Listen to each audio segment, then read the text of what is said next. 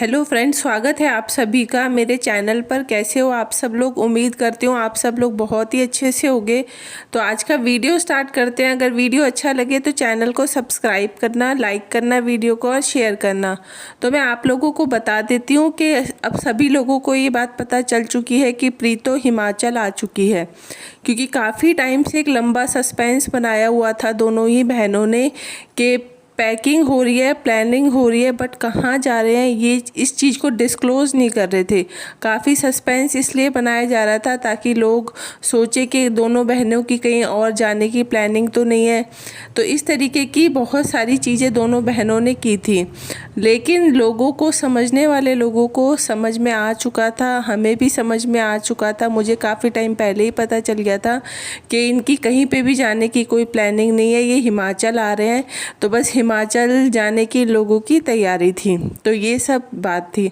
अब बात ये आ रही है कि नन्नू और जो उसकी फैमिली है वो लोग अब ये चाह रहे हैं कि अभी तक तो प्रीतो कानपुर में थी तो चीज़ें अच्छे से समझ में नहीं आ पा रही थी कि आखिरकार प्रीतो चाह क्या रही है, कि उसके मन में क्या है, क्योंकि वो चीज़ अभी तक किसी को भी समझ में नहीं आ रही है।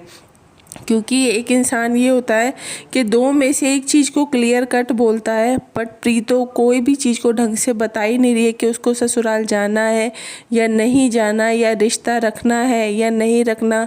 क्योंकि जब तक चीज़ें क्लियर नहीं होंगी तो सामने वाला भी किस तरीके का जवाब देगा, क्या रिप्लाई करेगा और क्या ही कर पाएगा। तो बस यही चीज़ आ रही है कि इस टाइम पर नन्नू और उसके माँ और बहन तीनों इतना ज़्यादा परेशान है प्रीतो को लेकर कि उनका कहना यही है कि एक गलती की सज़ा उनको कितनी बड़ी अभी तक भुगतनी पड़ रही है। कि नन्नू को काफ़ी ज़्यादा समझाया था उसकी बहन और माँ ने कि इस लड़की से शादी मत कर, देख आगे चल के तुझको दिक्कत आएगी। और वही चीज़ हुई है नन्नू के साथ कि नन्नू को उस टाइम पर काफ़ी सारी चीज़ें अच्छी लग रही थी। उसको लग रहा था कि मेरी माँ और बहन गलत बोल रहे हैं, लेकिन सच्चाई वही थी और वही चीज़ हुई है कि जब से उसकी शादी हुई, शादी को 2-2.5 साल ही हुए हैं, अभी 2.5 साल भी पूरे नहीं हुए, 2 ही साल हुए हैं। तो इन 2 साल में अच्छा तो कुछ भी नहीं हुआ, बल्कि लगातार इन लोगों के बीच में लड़ाइयाँ ही हुई हैं।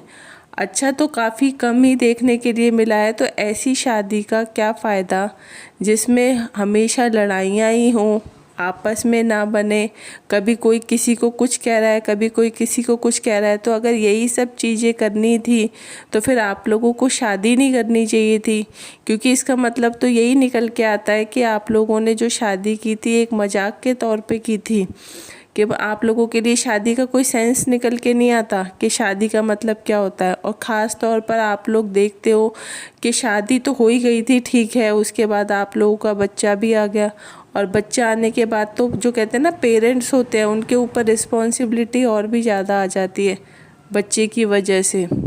लेकिन आप लोगों की रिस्पॉन्सिबिलिटी और कहते हैं ना बिल्कुल कम हो गई जब से बच्चा आया। आप लोग अपने अपने बारे में सोचने लग गए दोनों। वहाँ प्रीतो सिर्फ अपने बारे में सोचती है और वहाँ नन्नू सिर्फ अपने बारे में सोचता है। दोनों का ईगो इतना ज़्यादा है कि कोई भी झुकने का नाम नहीं लेता। बात यही आ जाती है, क्योंकि कैमरे पे हम लोगों को ये लोग जिस तरीके से दिखाते हैं ना अपना फेस, बट एक्चुअली इनका रियल फेस कुछ और ही होता है। तो वो जो रियल फेस है इनका, इसका मतलब वो जो रियल वाला फेस है इनका बिल्कुल भी अच्छा नहीं है। क्योंकि अगर अच्छा होता तो इन लोगों की आपस में अच्छे से पट रही होती, लेकिन कैमरे के सामने तो ये लोग सिर्फ बनकर दिखा देते हैं कुछ टाइम के लिए कि लोग सोचेंगे हम कितने अच्छे हैं। बट आप लोग सच में अगर इतने अच्छे होते दोनों, तो आप दोनों की इतनी लड़ाइयाँ ना होती, आप लोग दोनों अच्छे से रह रहे होते। तो अब नन्नू और उसकी बहन अब बिल्कुल क्लियर कट ये बात जानना चाह रहे हैं प्रीतो से कि प्रीतो बिल्कुल जो भी तुम्हारे मन में है तुम क्लियर कट बताओ। उनका कहना तो ये है कि ठीक है, तुमने हमारी इमेज तो डाउन करवा ही दी है, सोशल मीडिया पे तुमने हमारी इतनी बेइज्जती करवा दी है जिसकी कोई हद है नहीं, अब ना कोई इज्जत बची है, ठीक है। अब तुम्हारे मन में जो भी है वो तुम क्लियर कट बताओ कि आखिरकार तुम क्या चाह रही हो। अगर रिश्ता रखना है आगे तो बताओ, और अगर नहीं रखना तो बताओ। क्योंकि इस तरीके से किसी को गुमराह करना या बेवकूफ़ बनाना वो ठीक नहीं है। क्योंकि खुद घर वाले अभी तक कंफ्यूज हैं कि क्या चाहती है प्रीतो। तो जिस तरीके से नन्नू है, नन्नू ने बोल दिया सबके सामने, उस तरीके से प्रीतो खुलकर सामने इन चीज़ों का जवाब क्यों नहीं दे रही। कि जिस तरीके से नन्नू ने बोला है कि वो तो चाह रहा है कि प्रीतो आए, बच्चा आए, यहीं पर रहे, मैं रखने के लिए तैयार हूँ, उसने ये बात बोल दी है लोगों के सामने।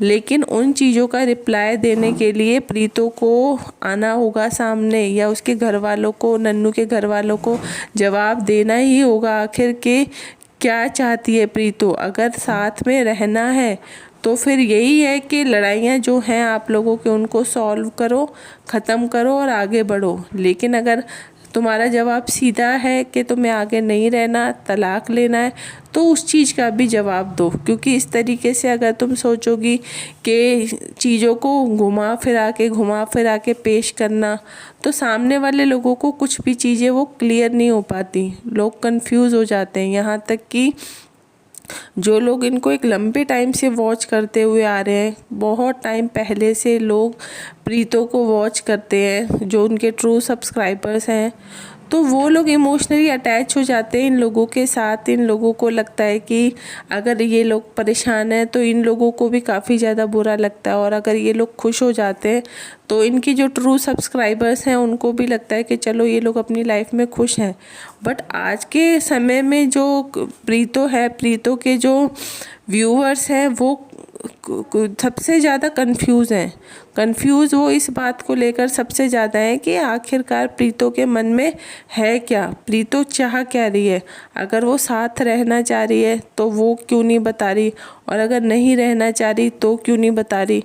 क्योंकि इस तरीके से अगर वो कंफ्यूज करती रहेगी लोगों को तो लोगों को कैसे समझ में आएगा। क्योंकि मेन बात यही निकल कर आती है कि चीज़ों को जब तक आप खुलकर सामने नहीं बोलोगे तब तक लोग कंफ्यूज हो जाएंगे। इसलिए सबसे ज़्यादा ज़रूरी इस टाइम यही है, और यही इस टाइम पर चाहते हैं नन्नू और उसकी मम्मी और बहन। और सुनने में अभी हम लोगों को यही आया है कि प्रीतो के घर पर पहुँचे हैं नन्नू, उसकी मम्मी और बहन तीनों, ताकि उससे आमने सामने बैठकर बातचीत की जाए और पूछा जाए कि आगे क्या करना है और किस तरीके से करना है। क्योंकि इस तरीके से ना तो फ़ोन पे ढंग से बातें हो पाती हैं, और ना ही सोशल मीडिया पर नन्नू कुछ बोले या प्रीतो कुछ बोले तो इस तरीके से भी चीज़ें सॉल्व नहीं होंगी। तो इसलिए इन लोगों ने डिसाइड किया कि अब प्रीतो के घर पर ही चलते हैं, और घर पर चलकर ही जो चीज़ें होंगी उनको सॉल्व किया जाएगा, और जैसा वो चाहती है उसके मन की बात भी पता चलेगी कि आखिरकार प्रीतो क्या चाहती है और क्या नहीं चाहती।